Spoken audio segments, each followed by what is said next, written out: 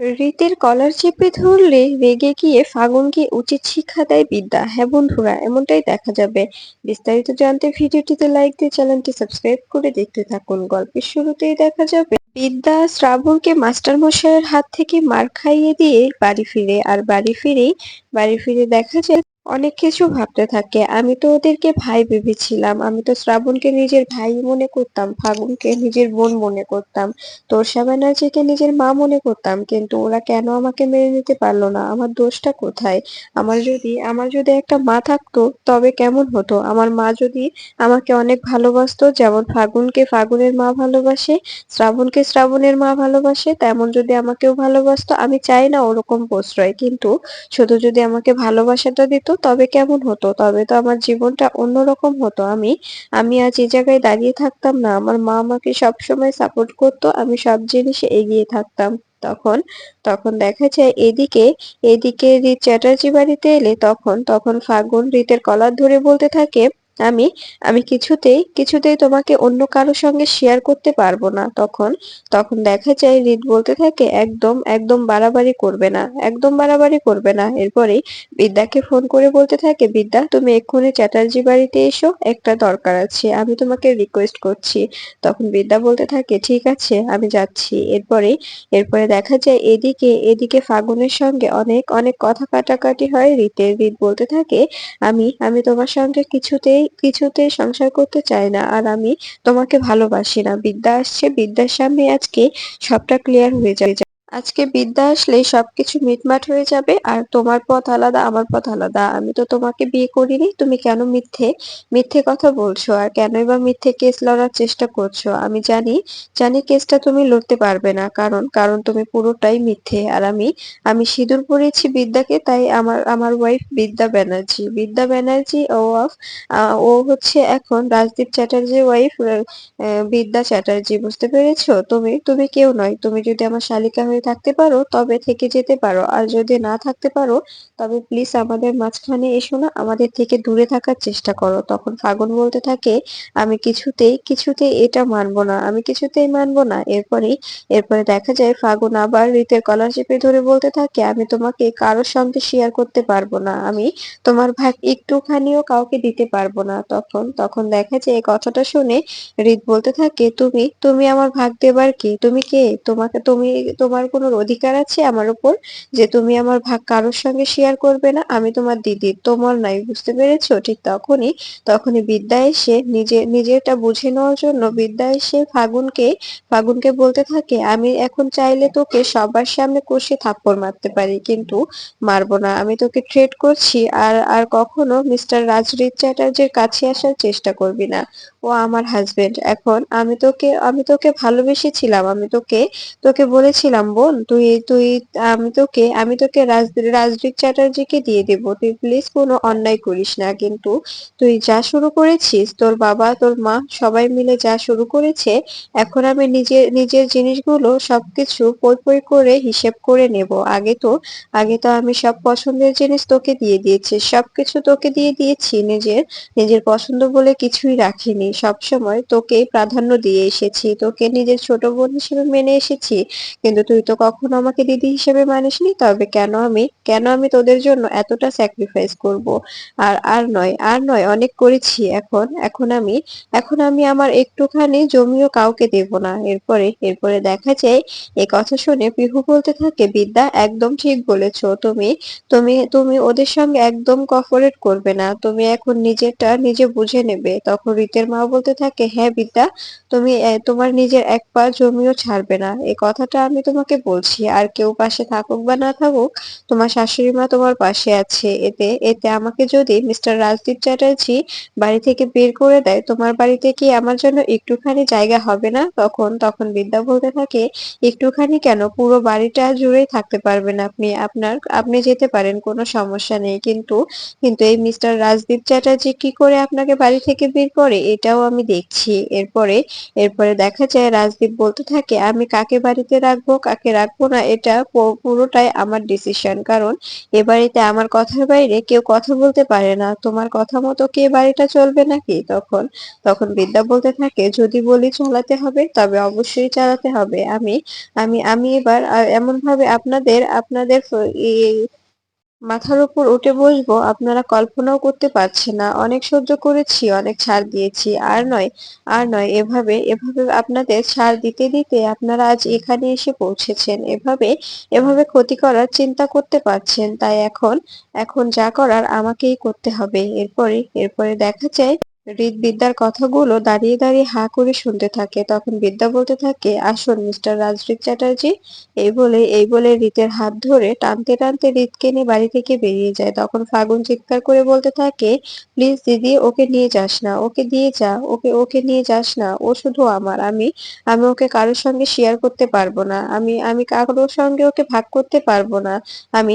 আমি রাজরিককে ছাড়া বাঁচবো না। তুই প্লিজ বিশ্বাস কর, তুই তো সবসময় আমি তোর কাছে যা আবদার করেছি, যা চেয়েছি, তুই আমাকে দিয়ে এসেছিস। তবে আজ কেন এমন করছিস বল?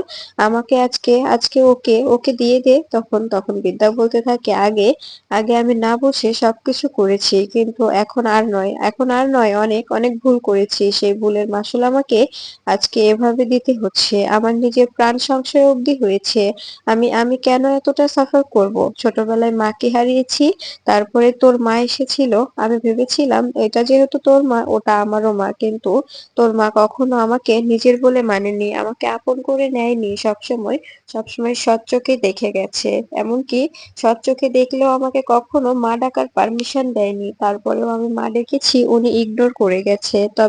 তবে আমি কেন তোদের জন্য এতটা ভাববো বলতো? তোরা কে? তোরা তো কেউ নয় আমার যদি তোরা হতি তবে আমাকে মারার প্ল্যান করতে পারতি না তোরা।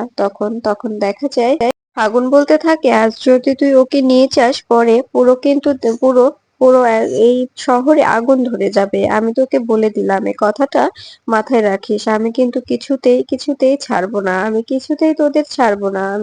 আমি যদি ওকে না পাই তবে ওকে আমি কারোর হতে দেব না, এমনকি তোরও না। এ কথাটা আমি তোকে বলে দিলাম। তখন দেখা যায় এই কথা শুনে বিদ্যা বলতে থাকে, ঠিক আছে, তোর যা খুশি করে নে, দেখি তুই কি করতে পারিস। সেই সবকিছু দেখে খুশি হয়ে যায় রিতের মা বলতে থাকে, বিদ্যা, আমিও তোমার সঙ্গে যেতে চাই, আমিও সঙ্গে যেতে চাই। আমার এসবের মধ্যে আর থাকতে ভালো লাগছে না, এসব আর ভালো লাগছে না। আমাকে নিয়ে যাবে না মা? তখন দেখা যায় বিদ্যা বলতে থাকে, হ্যাঁ, আপনি আসতে পারেন, আপনি আসতে পারেন, আসুন। এরপরে দেখা যায় রিতের মাকে সঙ্গে করে বিদ্যা বাড়ি থেকে বেরিয়ে যায়। তখন এটা দেখে রাজদীপ বারবার বলতে থাকে, তুমি যাবে না, আমি বলে দিলাম। তখন দেখা যায় রিতের মা বলতে থাকে, অবশ্যই যাব। তোমরা এই বাড়িতে যে সার্কাস তৈরি করেছো, এখানে থাকার মতো ইন্টারেস্ট আমার নেই। আর তুমি তো বলেছো তোমার জীবনে আমার কোনো জায়গা নেই, আমার কোনো প্রাধান্য নেই। আমাকে শুধু কাপড় দিচ্ছ, খাওয়াচ্ছ, দাওয়াচ্ছ, এই অবধি আমার মূল্য। এছাড়া আমার কোনো মূল্য নেই। তবে আমি ছাড়া তোমার বাড়ি কেন শূন্য থাকবে? আমাকে কেন যেতে বারণ করেছো? আমি কে? আমি না থাকলে তো তোমারই ভালো। তোমার টাকা পয়সা বেঁচে যাবে, তাই না? তুমি যে টাকার অর্থের লোভে যে এই নোংরা খেলাটায় মেতে উঠেছো, তোমার ছেলের জীবন নিয়েও একবারও তোয়াক্কা করছো না। সে নোংরা খেলাটা তুমি খেলে যাও। তোমার তো টাকার প্রয়োজন। এই টাকাটা বেঁচে গেলে তুমি নিজের কিছু একটা করতে পারবে। আমি চলে যাচ্ছি। এই বলে রিতের সঙ্গে রিতের মা বেরিয়ে আসে। এরপরে বাড়িতে এসে তখন রিতের মা বলতে থাকে, মা, আমি শুধু এখানে এসেছি একটা কারণেই। আমি তোমাকে বলছি, ওরা কিছু একটা করবে, তোমাকে মারার প্ল্যান করছে। তুমি কিন্তু সাবধানে থেকো। আর আমি এখানে এসেছি তোমাদের প্রোটেক্ট করার জন্য। তোমাদের উপর প্রতিনিয়ত হামলা হতে পারে, এমনকি রিতের উপরেও হতে পারে। কারণ রাজদীপ চ্যাটার্জিকে আমি বিশ্বাস করি না। ও নিজের স্বার্থের জন্য নিজের ছেলেকেও মেরে ফেলতে পারে। তখন এ কথা শুনে বিদ্যা বলতে থাকে, আপনি এসব কি বলছেন? একটা মানুষ খারাপ হলে এতটা খারাপ কি করে হতে পারে? একটা মানুষ কি আজ সত্যি এতটা খারাপ হতে পারে? তখন দেখা যায় এই কথা শুনে রিতের মা বলতে থাকে, হ্যাঁ মা, হতে পারে। সেটা যদি আর কাউকে দেখে বিশ্বাস না হয়, মিস্টার রাজদীপ চ্যাটার্জিকে দেখে এমনিতেই বিশ্বাস হয়ে যাবে। কারণ উনি যা শুরু করেছে, এতে এতে আমার মনে হচ্ছে আমি এত বছর ওনার সঙ্গে কি করে সংসার করলাম? আমি বুঝতেই পারিনি যে এই লোকটা এতটা বাজে, এতটা নোংরা, এতটা লোভী। আমি যদি আগে বুঝতে পারতাম তবে হয়তোবা এতটা এত কিছু হতে পারত না। তখন দেখা যায় বিদ্যা বলতে থাকে, "প্লিজ আপনি ভেঙে পড়বেন না।" এরপরে দেখা যায় বিদ্যা রিতকে বলতে থাকে, "শুনুন, আমি একটু বেরোবো। আমার স্টুডেন্টদের সঙ্গে আমার কথা আছে, আমাকে হস্টেলে যেতে হবে।" এরপরে রিত বলতে থাকে, "বিদ্যা, তুমি কথাগুলো যে বললে সেগুলো কি সত্যি? সত্যি তুমি আমাকে আপন করে নেবে?" তখন দেখা যায় বিদ্যা কথা না বলে সেখান থেকে বেরিয়ে যায়। এরপরে হোস্টেলে এলে তখন রায়া ও অঞ্জলি বলতে থাকে, "ম্যাম, আপনি যে শ্রাবণ ব্যানার্জিকে এভাবে ছাড়িয়ে নিলেন, ব্যাপারটা কি ঠিক হলো? আপনি বলাতে বড়বাবু তো ওর নামে কেস নেয়নি।" তখন দেখা যায় বিদ্যা বলতে থাকে, "আচ্ছা রায়া, তোমরা কি চাও শ্রাবণ ব্যানার্জির শাস্তি হোক?" তখন দেখা যায় রায়া বলতে থাকে, "হ্যাঁ ম্যাম, আমরা এটাই চাই।" তখন দেখা যায় এ কথা শুনে বিদ্যা বলতে থাকে, "তবে তবে তোমরা থানায় যাও আর বড়বাবুর কাছে ডায়েরিটা করে এসো, আমি এখান থেকে বলে দিচ্ছি।" তখন দেখা যায় রায়া বলতে থাকে, "বড়বাবু ট্রান্সফার হয়ে গেছে, বড়বাবুকে ষড়যন্ত্র করে ট্রান্সফার করে দেওয়া হয়েছে, আর আমার মনে হচ্ছে এর মধ্যেই আপনার কোনো ক্ষতি করার চেষ্টা করা হবে, কলেজটা ভেঙে দেওয়ার চেষ্টা করা হবে। এই জন্য ওরা প্ল্যান করে বড়বাবুকে ট্রান্সফার করেছে।" এই কথাটা শুনে অবাক হয়ে যায় বিদ্যা সঙ্গে সঙ্গে বড়বাবুকে ফোন করলে তখন বড়বাবু বলতে থাকে, আমাকে আমাকে ওরা ষড়যন্ত্র করে ট্রান্সফার করে দিয়েছে, কিন্তু কোনো চিন্তা করবেন না, আমি সবসময় আপনাদের সঙ্গে ছিলাম, সঙ্গেই থাকবো, আপনাদের সাহায্য করার চেষ্টা করব। তখন বিদ্যা বলতে থাকে, এভাবে কি করে হবে? আপনি যদি থানায় না থাকেন, ওরা তো ঘুষ খাইয়ে অন্য কোনো অফিসার নিয়ে এসে তাদের সাহায্যে কলেজটা ভেঙে দেবে। আমি কি করে কলেজটা বাঁচাবো? আপনাকে ছাড়া আমি কি করে কলেজটা বাঁচাবো বলুন তো? তখন দেখা যায় বড়বাবু বলতে থাকে, আপনি চিন্তা করবেন না প্রফেসর বিবি, আমি দেখছি কি করা যায়। আমি ওপর মহলে কথা বলবো, আমি সবকিছু করার চেষ্টা করব। আমাকে কেন ট্রান্সফার করা হলো, কি কারণে ট্রান্সফার করা হলো, অবশ্যই আমাকে জানতে হবে। আর আমি জানি যে এটা মিস্টার রাজদীপ ও কাশ্যপ ব্যানার্জির কাজ ছাড়া আর কারো কাজই নয়। এরপরে দেখা যায় বিদ্যা বলতে থাকে, প্লিজ বড়বাবু দেখুন আপনি এখানে আসতে পারেন কিনা, বলে আপনি অপর মহলে কথা বলে প্লিজ এ থানায় রিটায়ার্ড হয়ে চলে আসুন। তখন দেখা যায় এই কথা শুনে বড়বাবু বলতে থাকে, ঠিক আছে প্রফেসর বিবি, আমি দেখছি কি করা যায়। তখন বিদ্যা বলতে থাকে, ঠিক আছে, আমি ফোনটা কাটছি। আমার মনে হচ্ছে এদিকে বড়সড় একটা ঘটনা ঘটবে, এই কারণে ওরা এরকম একটা গুটি সাজিয়েছে। ওরা ওরা হয়তো আমার উপর টার্গেট করবে, না হলে এই কলেজটা ভাঙার চেষ্টা করবে, কিছু একটা তো করবেই। তখন রাজদীপ চ্যাটার্জির কথা বলতে থাকে বড়বাবু, যে আমার মনে হয় আপনার উপর টার্গেট হবে, কারণ আমি ওনাকে বলতে শুনেছি যে এবার টার্গেটটা করে ফেলানোই যায়। তখন এ কথা শুনে বিদ্যা বলতে থাকে, আমাকে মারা অতটাও সোজা নয়, আমি হচ্ছি প্রফেসর বিবি, আমাকে আমাকে কে মারবে? যে মারবে তাকে আগে আমার সামনে এসে দাঁড়াতে বলতে হবে। আমার সামনে যদি দাঁড়াতে পারে তবেই উনি আমাকে মারতে পারবে, তার আগে নয়।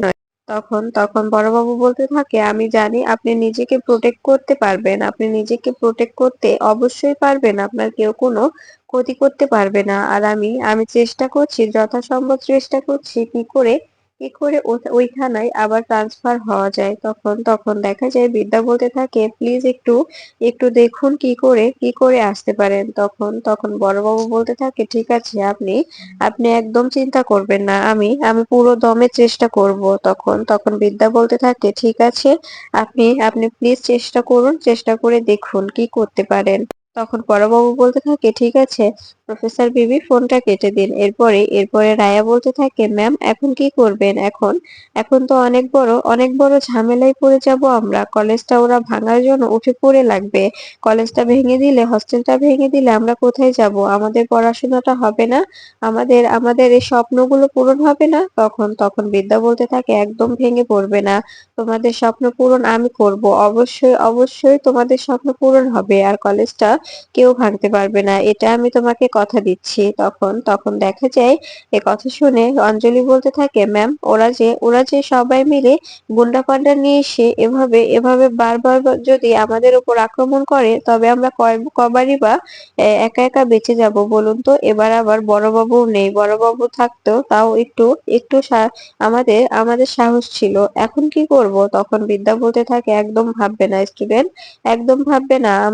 আমি আছি তো। তোমাদের প্রফেসর বিবি থাকতে তোমাদের আর কাউকে ভয় পাওয়ার প্রয়োজন নেই, বুঝতে পেরেছো?